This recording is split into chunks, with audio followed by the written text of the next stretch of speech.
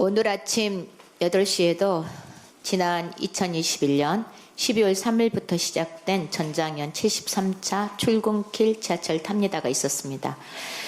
5년이 지난 지금까지도 정치는 장애인 지하철 시위에 대해 제대로 답하지 못했습니다.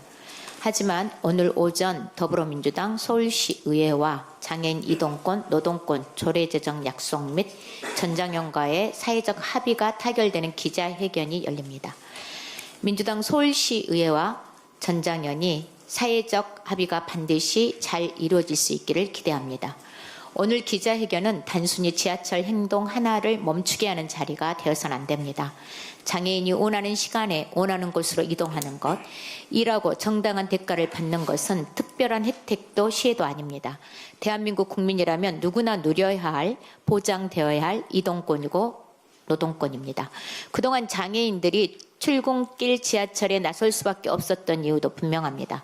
정치와 행정이 장애인의 절박한 목소리에 제대로 답하지 못했기 때문입니다. 이제 정치가 답해야 합니다. 서울시의회 더불어민주당은 권리중심 중증 장애인 일자리가 시장 한 사람의 판단에 따라서 하루아침에 사라지는 일들이 다시는 없도록 그 정의와 지용 근거를 조례에 명확하게 담는 개정안을 당론으로 추진하고 있습니다. 장애인 이동권 역시 말로만 약속하지 않겠습니다. 저는 22대 국회가 처음 문을 연 첫날 국회 1호 법안으로 교통약자 이동권 보장법을 대표 발의했습니다. 단순히 교통약자의 이동 편의를 조금 더 높여주는 수준을 넘어서 이동 그 자체를 국민의 권리로 보장하자는 법입니다. 장애인은 지금도 한 시도에서 다른 시도로 이동하려고 할 때 행정구역이 달라졌다는 이유만으로 갈아타고 기다리고 때로는 이동 자체가 끊기는 현실을 이제 끝내야 합니다. 장애인의 이동은 행정구역에서 멈추는 것이 아닙니다. 기본권은 시도 경계선에서 끊길 수가 없습니다.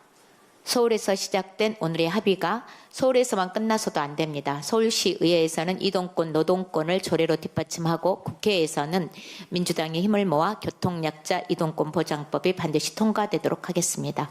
오늘의 지하철 행동이 멈추는 날로만 기록해서는 안 되고 장애인이 거리와 지하철에서 권리를 외쳐야만 했던 사회에서 정치가 먼저 장애인의 권리를 보장하는 사회로 바뀌는 그 날로 만들어야 합니다. 더불어민주당이 그 책임을 다하겠습니다. 당정은 어제 고위당정협의회를 열어서 부동산 시장 안정과 주택공급 대책을 논의했습니다. 500세대 이하 재개발, 재건축 인허가 권한의 기초단체장 이양을 추진하고 불가피한 비거주 1가구 1주택의 거주 인정 확대 등 현장의 수용성을 감안한 보완책도 마련하기로 했습니다.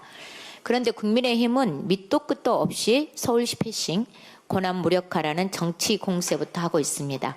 부동산 문제에 여야가 따로 있겠습니까? 거기다 오세훈 시장은 닥치고 공급한다라고 합니다. 민생보다 전쟁이 먼저일 수가 없습니다. 다가올 정기국회에서 국민들께서 체감할 수 있도록 입법과 제도 개선을 신속하게 뒷받침하겠습니다. 조작과 프레임으로 사람을 잡았던 윤석열 정치검찰의 추악한 민낯이 다시 드러나고 있습니다. 노웅래 전 의원 사건은 항소심에서도 무죄가 선고됐습니다. 법원이 위법하게 수집된 증거를 배제한 것입니다. 그런데 당시 법무부 장관이었던 한동훈 의원은 이제 와서 형식적인 이유로 무죄를 받은 것이라고 억지 주장을 하고 있습니다. 오죽하면 홍준표 전 시장도 조선 제1검이라고 하겠습니까?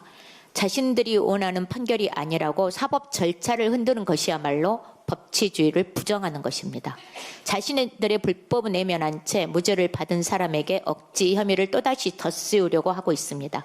검찰이 수사하고 기소하면 무조건 유죄입니까? 그러니 윤석열 정권을 정치검찰 독재라고 하는 겁니다. 민주당은 다시는 대한민국에서 불법 수사와 조작 기소로 억울한 국민이 희생되지 않도록 검찰 개혁을 완벽하게 안수하고 수사와 기소의 책임을 분명히 묻고 국민의 기본권과 적법 절차가 제대로 보장되는 형사사법체계를 반드시 만들겠습니다. 이상입니다.